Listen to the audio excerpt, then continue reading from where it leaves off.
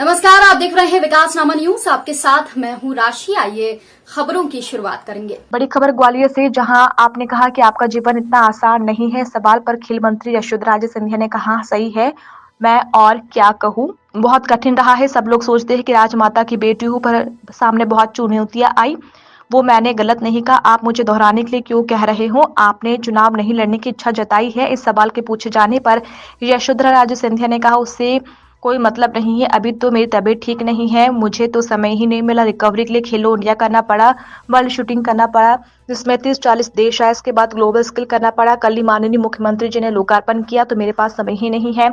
आपसे शिवपुरी के लिए उत्तराधिकारी पूछे जाने के सवाल पर यशोधरा राजे सिंधिया ने कहा कि नहीं, मेरे पास कोई उत्तराधिकारी नहीं है। LNIP मामले पर पूछे जाने पर कहा कि ये मेरे संज्ञान में नहीं है, मैं ट्रेन में थी, पता लगाएंगे।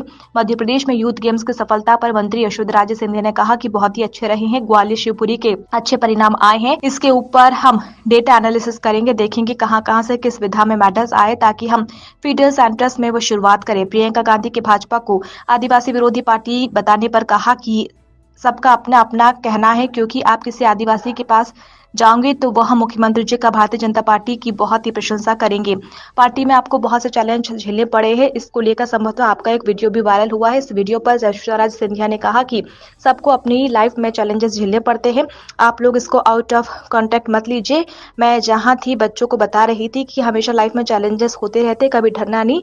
चैलेंजेस को आपको बिल्कुल मीट करो, और आपको उसको आउट ऑफ कॉन्टेक्ट में पता नहीं क्यों ले जा रहे हो। आपने कहा है राजनीतिक जीवन आपका इतना आसान नहीं रहा जितना लोग सोचते हैं राजमाता की बेटी। सही है, सही है। मैं और क्या कहूँ उससे, बहुत कठिन रहा।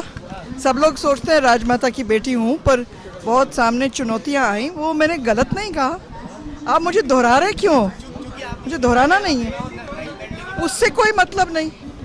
अभी तो मेरी तबीयत ठीक नहीं है, मुझे टाइम समय ही नहीं मिला रिकवरी के लिए।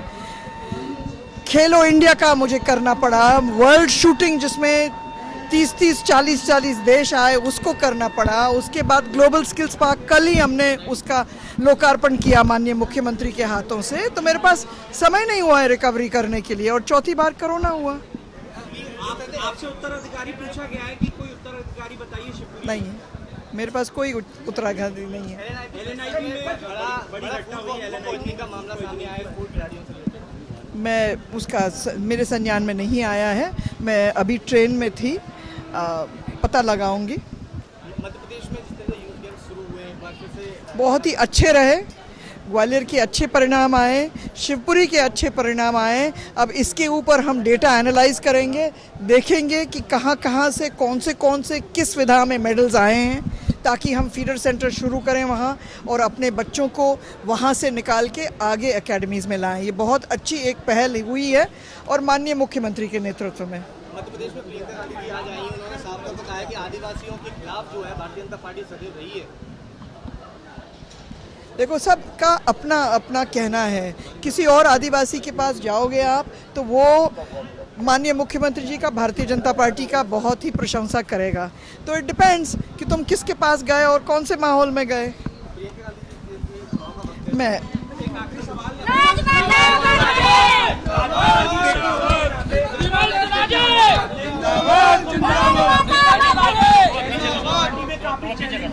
झेलने पड़े हैं राजमाता की बेटी होने के नाते। सबको अपने अपनी लाइफ में चैलेंजेस झेलने पड़ते हैं। आप लोग उसको आउट ऑफ कॉन्टेक्स्ट मत लो। मैं जहां मैं थी, मैं बच्चों को बता रही थी कि लाइफ में हमेशा चैलेंजेस रहते हैं, और कभी डरना नहीं। चैलेंजेस को आप बिल्कुल मीट करो, और आप उसको निकाल रहे हो आउट ऑफ कॉन्टेक्स्ट, और पता नहीं कहाँ ले जा रहे हो। अब तो बात कर रहे थे बच्चों से। नहीं, देखिए, आप फिर से आउट ऑफ कॉन्टेक्स्ट ले रहे हो। मैं बच्चों से बात कर रही थी, उसका तो कोई महत्व है नहीं यहाँ। आप क्यों ऐसे कह रहे हो?